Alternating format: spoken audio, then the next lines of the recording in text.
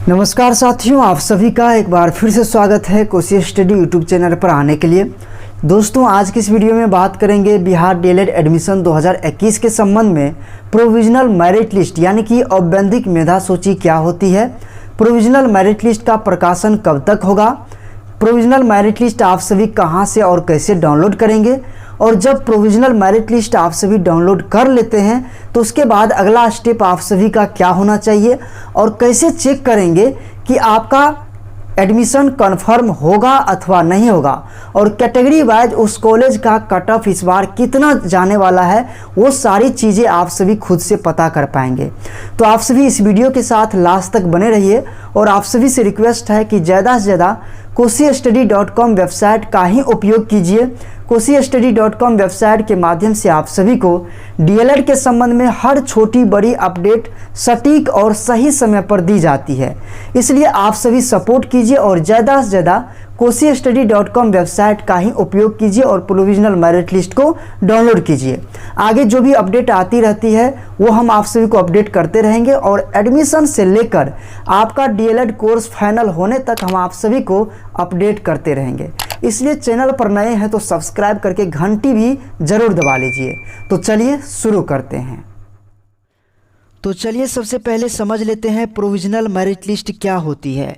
Provisional का मतलब हो गया औपबंधिक, यानी कि जो अभी वर्तमान में एग्जिस्ट करता है और आगे चलकर इसे हटाया जा सकता है या फिर बदला जा सकता है, उसे औपबंधिक कहेंगे।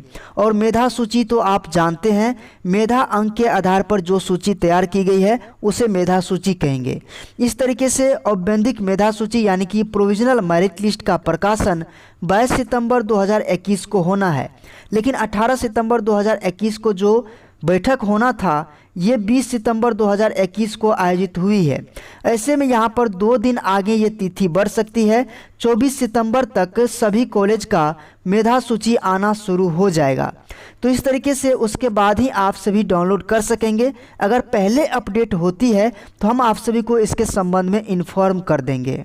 अब दोस्तों, जब मेधा सूची आ जाती है तब आपको क्या करना है। सबसे पहले आप पीडीएफ को डाउनलोड करेंगे। कैसे डाउनलोड करना है वो भी हम आपको बताएंगे।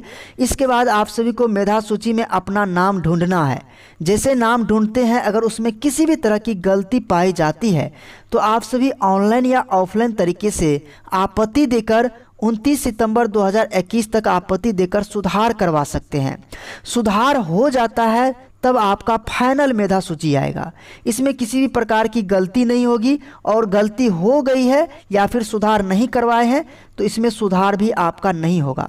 इसलिए 29 सितंबर 2021 तक आपत्ति देकर आप सभी सुधार निश्चित रूप से कर लेंगे। इसके बाद 6 अक्टूबर को फाइनल मेधा सूची आएगी। इसके बाद 9 अक्टूबर को फर्स्ट सिलेक्शन लिस्ट आएगा, जिसके आधार पर नामांकन की प्रक्रिया शुरू की जाएगी। इसके बाद सेकेंड राउंड स्टार्ट होगा, थर्ड राउंड स्टार्ट होगा, जो हम आप सभी को आगे अपडेट करते रहेंगे। अब दोस्तों, बात कर लेते हैं प्रोविजनल मेरिट लिस्ट कहां से और कैसे डाउनलोड करेंगे, और डाउनलोड करने के बाद category wise cut off rank कैसे पता करेंगे, और कैसे पता करेंगे कि आपका एडमिशन कंफर्म होगा अथवा नहीं होगा। तो इसके लिए आपको अपना कोई भी गूगल ब्राउज़र को ओपन कर लेना है और सर्च करना है kosistudy.com। आप देख लीजिए, आपको इसी तरीके से सर्च करना है kosistudy.com। आपका पेज कुछ इस तरीके से ओपन हो जाएगा। इसके बाद ऊपर में ही आपको एक लिंक मिलेगा, Bihar DElEd admission 2021 merit list download. आपको इस लिंक को ओपन कर लेना है। इसके बाद यहाँ पर आपका पेज कुछ इस तरीके से ओपन हो जाएगा। यहाँ पर सभी प्रकार की जानकारी आसान शब्दों में दी गई है, आप चाहे तो इसे पढ़ भी सकते हैं। और दोस्तों, आप सभी से रिक्वेस्ट है कि kosistudy.com वेबसाइट का ही उपयोग कीजिए मेरिट लिस्ट डाउनलोड करने में, या फिर डीएलएड के संबंध में कोई भी छोटी बड़ी अपडेट होती है तो सबसे पहले यहीं पर और सटीक रूप में शेयर की जाती है। तो इसलिए आप सभी ज़्यादा से ज़्यादा यहाँ पर विजिट कीजिए और अपने दोस्तों के साथ भी ज़रूर शेयर कर लीजिए। और मेरिट लिस्ट डाउनलोड करने के लिए आपको नीचे आना है और यहाँ पर आप सभी देखेंगे औपबंधिक मेधा सूची, डाइट, बैट और पीटीसी का जो भी है यहीं पर आप सभी को मिल जाएगी। इसके बाद नीचे आते हैं तो आप सभी देखेंगे कि provisional merit list science, arts, commerce, Urdu और यहाँ पर किसका किसका एप्लीकेशन फॉर्म कैंसिल हुआ है वो सारी चीज़ें आप सभी को डिस्ट्रिक्ट वाइज यहीं पर मिलेगा। फिलहाल जो है ये लिंक अभी एक्टिवेट नहीं हुआ है, ये जो है पिछले वर्ष का है। तो हम आप सभी को एक आइडिया दे रहे हैं किस तरीके से आप सभी को चेक करना है। तो आप सभी को इसी तरीके से पेज पर दिखाई देगा, यहाँ पर डायरेक्ट लिंक आप सभी को मिलेगा, इसलिए ज़्यादा से ज़्यादा यहाँ पर विजिट कीजिए। इसके बाद यहाँ पर हम आप सभी को एक PDF डाउनलोड करके दिखा देते हैं। जैसे कि यहाँ पर साइंस का है तो साइंस का प्रोविजनल मेरिट लिस्ट हम आप सभी को दिखा देते हैं जो पिछले साल का है। तो चलिए इसे हम डाउनलोड कर लेते हैं।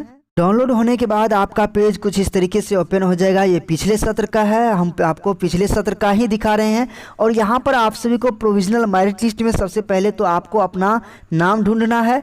नाम ढूंढने के बाद आपको अपना डिटेल्स चेक करना है, क्या सही है क्या गलत है।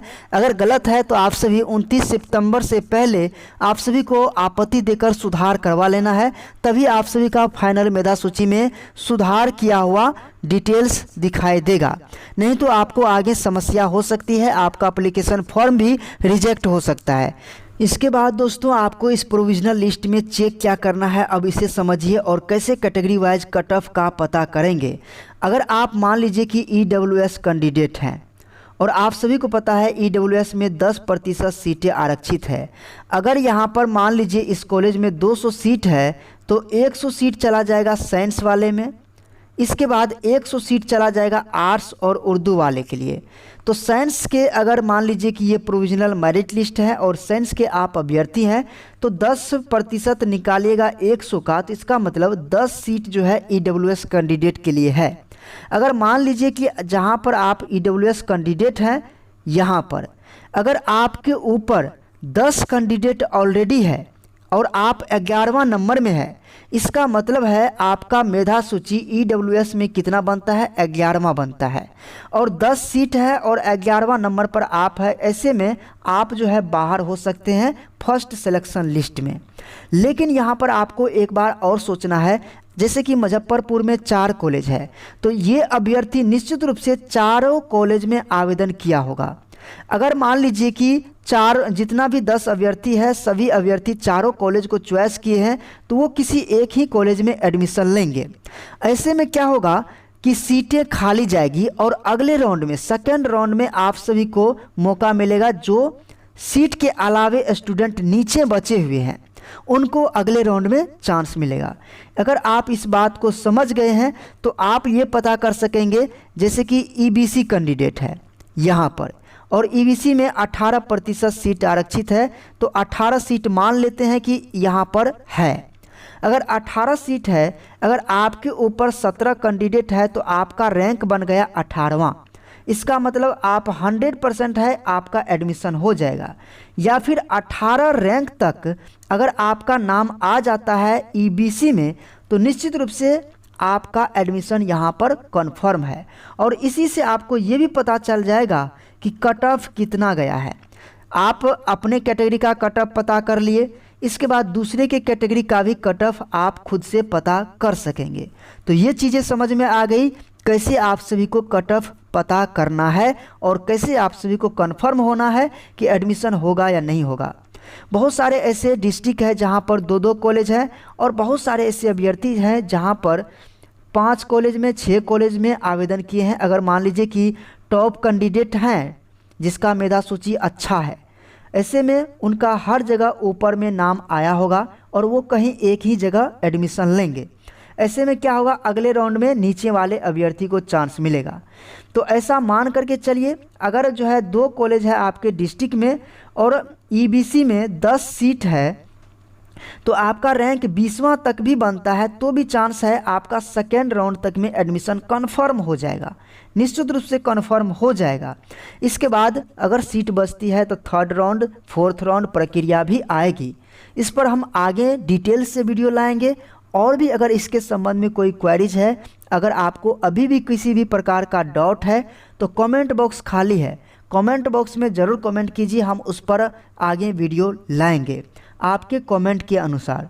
तो दोस्तों मैं उम्मीद करता हूँ सभी प्रकार की जानकारी आप सभी को आसान शब्दों में समझ में आ गया होगा।